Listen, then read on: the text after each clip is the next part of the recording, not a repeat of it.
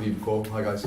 And we're here today really to sort of talk about the police, being stopped and searched, what your rights are, what how to kind of deal with them, and so forth. Have any of you guys had any kind of dealings, first-hand dealings with the police, or anyone here not had them? Yeah, that might be a more appropriate question. Yeah, I don't know what kind of experiences you've had, but I mean, generally the police they can seem like quite authoritative and very I wouldn't say condescending, but quite intimidating characters to deal with. But to be honest, they are public servants. They're here working for us because we pay our taxes and we employ them, basically, long story short. And they're meant to keep the peace, ultimately. I mean, in times of peace, they are peacekeeping officers. So, if you are keeping the peace, really, there is no reason for any police officer to get involved, or certainly not to give you any grief. Is there anything in particular anybody sort of wants to know, or should I just kind of launch into a little bit about police stop and search? And I think you should just crack on and then do a Q&A after. Okay, cool. Well, I mean, this is a pretty good document. It was compiled by the NUS, and it is it's more to do with sort of like protesting and stuff like that, which will be relevant and applicable, but I don't know if you want me to read through some of that. It's all pretty useful stuff. Just have a quick look over there. So, according to this, there's no obligation for anyone stopped by the police to respond to police questions. Under Section 50 of the Police Reform Act 2002, it's an offence for someone not to give their name and address to a police officer where the officer has reason to believe that the person is acting or has been acting in an antisocial manner.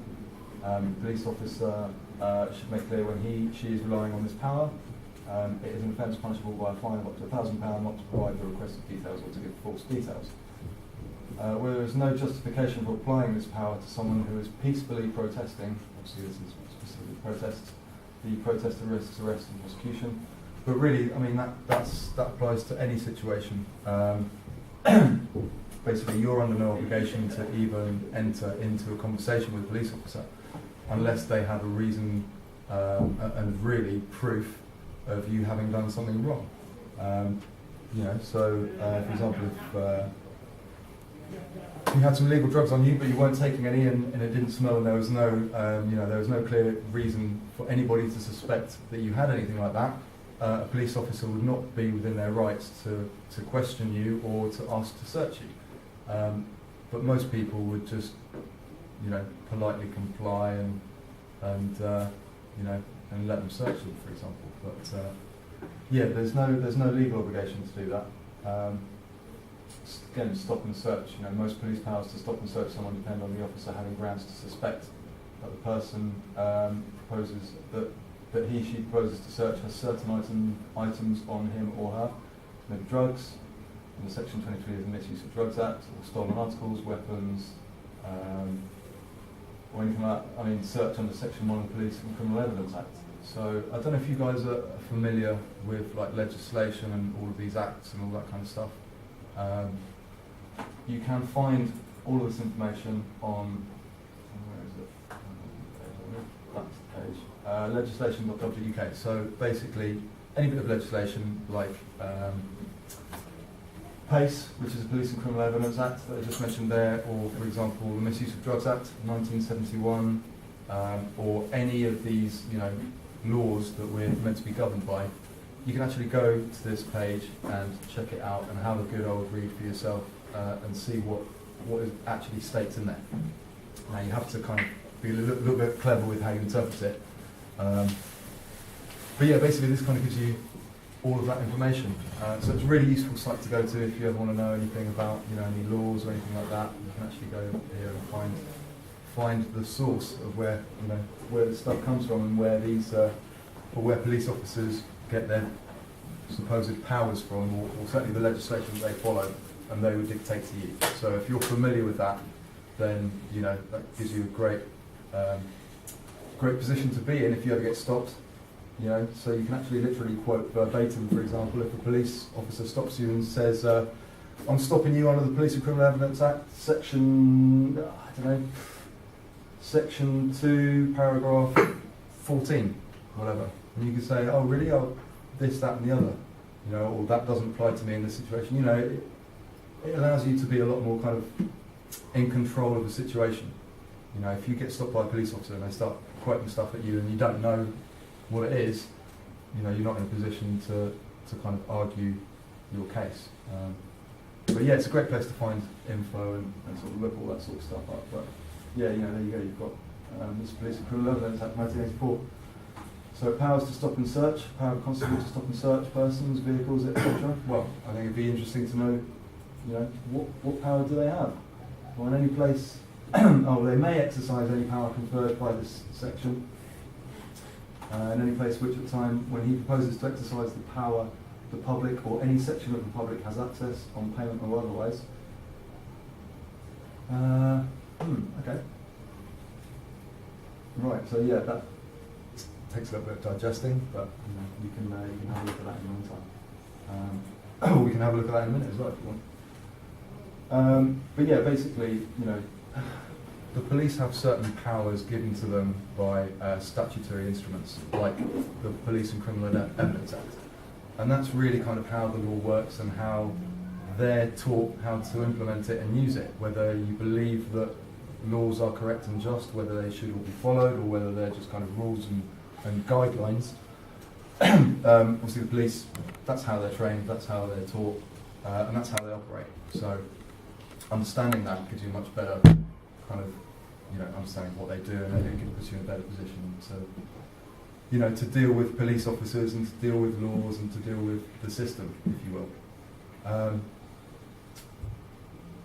So yeah, one of the best things you can do as well, if you're, you know, dealing with a police officer and they're treating you unfairly, or you know, you don't agree with what's happened, then one of the best things you can do is make a complaint and complain to the IPCC, the Independent Police Complaints Commission. I've done that on a couple of occasions where I've been stopped in my vehicle driving for no reason, and the police officers give me some, you know, some wishy-washy kind of excuse for stopping me, and I actually made a complaint. I was like, well, why am I being stopped? Just basically, he saw me that I'd clocked, he was in an undercover car, and I kind of clocked him. I think that was the only reason that he decided to stop me. So I, you know, I thought, well, that's not right, is it? And I made a complaint, and actually the officer that I spoke to, you know, his commanding officer said that him personally in that situation, he wouldn't have stopped me.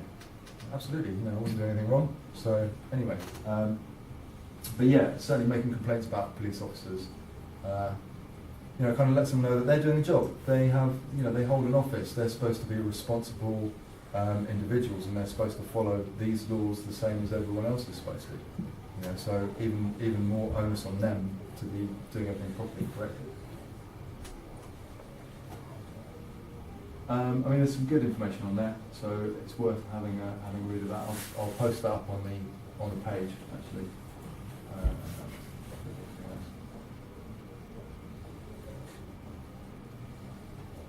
So yeah, there's a few other offences there. Assault. I mean, obviously, generally speaking, anything where you are breaching the peace, where you're disturbing other people, or you know, literally physically aggravating other individuals or something like that, that would be called, you know, cause for police to have a legitimate reason to get involved and potentially to arrest you. Outside of that kind of scenario, the police, they, you know, they believe they've got a lot of powers, and from the legislation you see it's implied that they're conferred a lot of powers to do a lot of things, but in actual fact, you know, I don't genuinely believe that the police are fully aware of what they can and can't do. So, you know, informing yourself of this information is the best way really to defend yourself from you know, typical sort of police tactics, and they prey on the fact that we are ignorant of this information. You know, this is their bread and butter. They're taught this. I mean, in actual fact, the police officer that I complained about when I got stopped, he because I asked him, I said, you know, why have I been stopped? And he said, well, you made a turn and then you saw us and you turned off. And I said, well, I'm driving home, officer. So, you know, again, why have I been stopped? And he said, oh, well, I didn't know you were driving home. And I said, well, why would you? Do you know what I mean? Why would you know that I'm driving home? You know, I'm off on my way. And he said, oh, well, anyway, the police have the power to stop any vehicle and check their documents. And I said, oh right, okay. I said, and what section of legislation is that? You know, because I know a little bit about the Road Traffic Act and a little bit about this sort of stuff.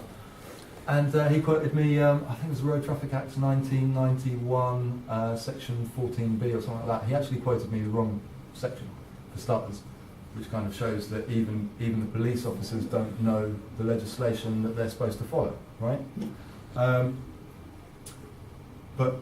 Yeah, I mean, you know, he quoted me the wrong bit of legislation, which kind of proves that even he wasn't aware of it.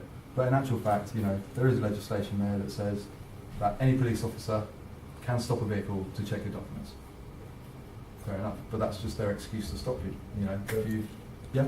But I thought that in fact you had 3 days to present your documents Yes. to the authority. Yeah, absolutely. To the local police station. They can still stop you. They can stop you, but they can't ask. No, absolutely, and I didn't have my documents on me either. So, you know, he said, well, we can stop any vehicle to check the documents.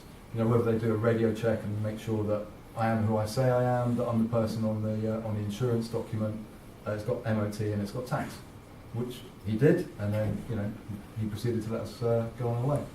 You're not required to carry documents on the No, car. you're absolutely right. And secondly, it may not be your car, but still you're legitimately a driver. Yeah, absolutely. As long as you're insured on that vehicle or have relevant insurance. Yeah, absolutely. Or with that emergent necessity. Yeah. So there you go. You know, knowing this kind of information, and I didn't really even know that, but I had the confidence to question this officer, and I think that's one thing that you shouldn't be afraid of police officers, right? They might seem intimidating and they might be a little bit scary, and I've had, you know, the first few times I had any kind of run into the police officers, I kind of shit myself the first couple of times. You know, you kind of do. Maybe I had some weed on me the first time I got caught and I was a bit scared, and I actually done half a pill as well, which I was coming up on in the prison cell. So that wasn't a great experience, right, for my first time having to deal with that sort of thing. But, you know, nowadays, police officers are just another person like you or I, right? They're fallible, you know, they're not perfect. I believe the police, in a lot of instances, I'd say misled, but I mean that in the sense that, you know, you've got government that creates policy, and then you have legislation that gets passed through the House of Commons and the House of Lords and gets turned into what we call a law, and then that gets enforced by the police, right?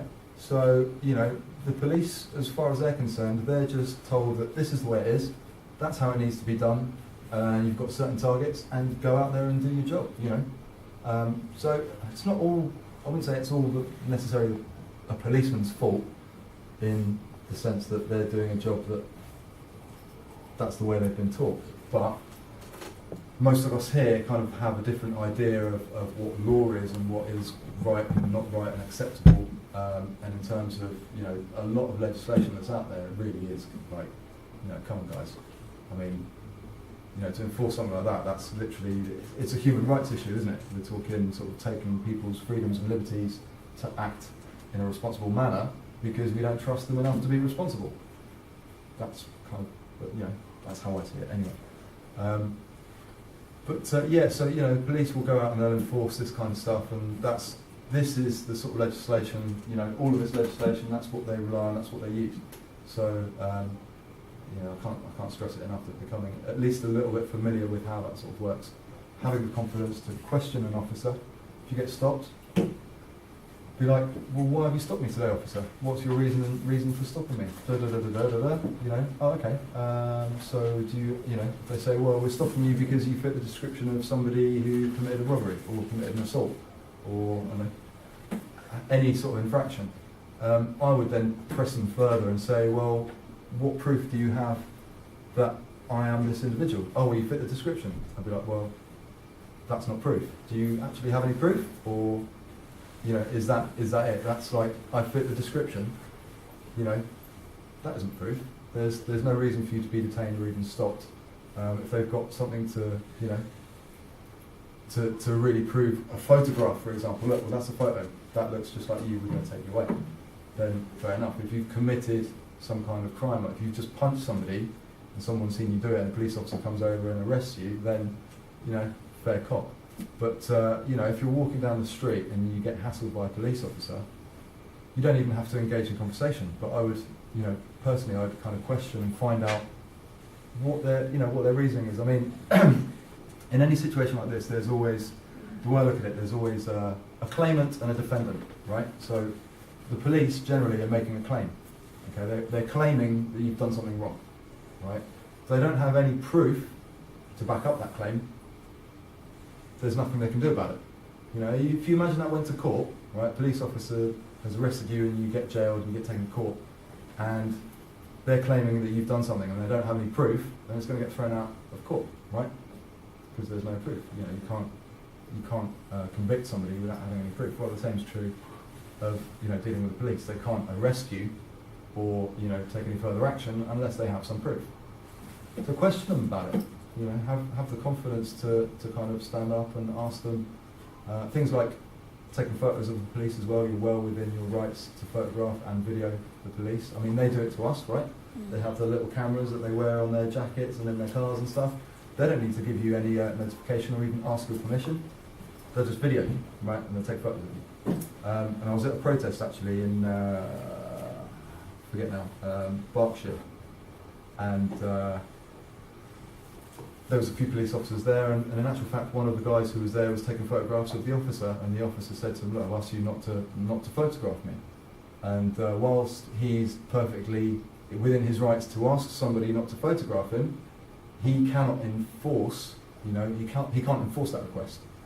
So it is just a request. So if you want to continue photographing the guy and then he arrests you for it, he's the one that's going to get done. And to be honest, he wouldn't arrest you really, because he should know that if he were to arrest you, he'd get in a lot of trouble, because that's, you know, it's a false arrest basically. It's arresting somebody for not having done anything wrong. And obviously police officers get into trouble for that. Which, if that did happen, you'd make a complaint. Yeah, sure. So can I just ask, because I've seen this actually on occasions in protests and demonstrations where the police are filming and taking pictures, Yeah. and like I've always been quite weary to do it to them, because I'm a bit like, what is my right as an individual? Like, do they have any sort of? They're basically a civil servant. They hold a public office, right? And when they're wearing a uniform, they are representing that public office. So, you know, certainly from legislation, there's no legislation that says you can't film a police officer, right, in the line of their duty, because you can. Okay.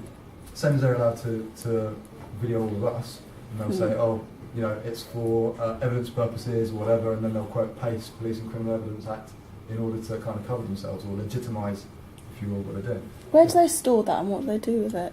What, all of those photos and pictures? Yeah, well, they take. Do you know what? I don't know. I'd imagine they probably review it. They might store it. Magistrate orders their destruction, that's entitled to keep it. Yeah, If a indefinitely. magistrate orders their destruction, they're not. Okay. So, but yeah, you know, I'd imagine if there's a lot of information, I don't know how much of it they'd want to keep on file permanently. It's a good question. I don't know the answer to that. Do you think they do it just to intimidate people, to get them? I think that's definitely Probably. a factor. I think it's definitely a factor. And I've seen, you know, a few of the protests that I've been, I've seen blatant kind of intimidation from police officers when we've been at protests. And they'll kind of circle the group, and if there's a few people sort of on the outskirts, I've seen it happen a couple of times. They'll look for someone kind of on the outskirt of the group, and someone who's younger, right? And they'll pick on them, you know, and they'll pick on them and kind of try and intimidate everyone else to leave. And we had it at that protest where that police officer was, you know, whinging about being photographed. Towards the end of the day, 4:20 in fact, all the police officers decided to come to our gathering. I mean, they'd been there earlier on in the day and they buggered off. And they all came literally around about 4 o'clock. They obviously got wind that we were planning on having a smoke up at 4:20.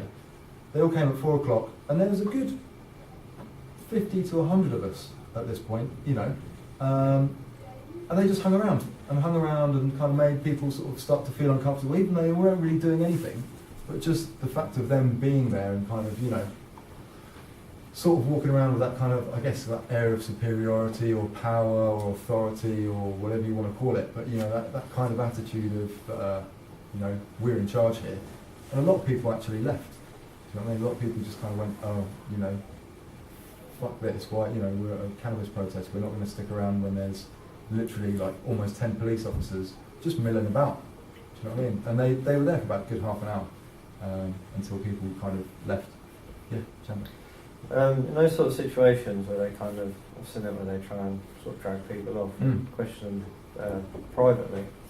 What's the sort of... Sorry, this week been bit for 7:30 onwards. Yeah, it's been bit by the Right screen here. in the block booking. Staging Screen Orchestra, bit for 7:30 onwards. Sorry? Staging Screen Orchestra, been bit for 7:30 onwards. Just what with another society. Okay, that's fair. Reason not to go. Can someone get in contact with Pippa then? Because these have been block booked for the month. What was your society name? Oh, Anti-Capitalist Society? yeah, it's definitely here, sorry. All I've got here.